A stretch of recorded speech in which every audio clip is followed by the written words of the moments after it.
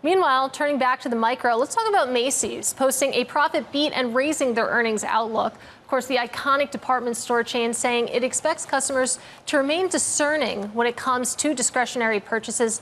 Bloomberg's Romaine Bostick has just spoken with the company's CEO. He is sitting to my left. So, Romaine, when we think about what we learned, it seems like the turnaround bearing some fruit here. It certainly is bearing some fruit. I mean, we should point out that Tony Spring, the CEO, took over this job in February. I asked him specifically about the pace of the turnaround plan. He kind of chuckled and said, look, man, I've only been here for one quarter.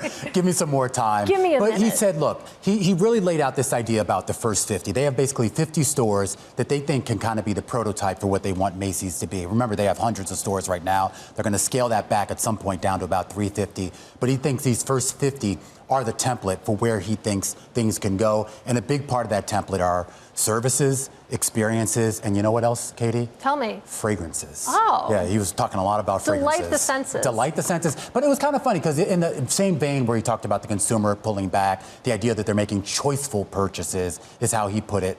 The idea here that they are willing to splurge on things that makes them feel good, and that includes beauty products. And specifically, he said, fragrances. It's one of those things people are willing to indulge in. They're willing to spend a little bit more on. And you saw that show up not only in the comp growth at Bluemercury, their cosmetics sort of flagship brand, but also in the cosmetic space at Bloomingdale's and at the Macy's counter as well.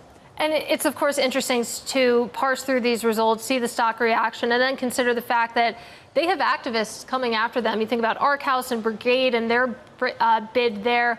What does this mean in terms of pressure when it comes to those activists? You know, he was very reticent about answering that question, and we asked this question a couple different ways. So they have 15 members on the board. Remember, at least 2 of those members right now are from that Arkhouse Brigade mashup. Basically, it's Arkhouse representing on behalf of the whole gang here. He said, Tony Spring said, look, we're willing to work with them.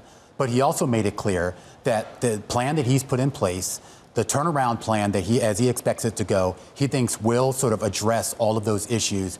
And he's very sort of worried about going backwards. The idea that he feels that some of the proposals that Arkhouse and Brigade kind of take them in the wrong direction.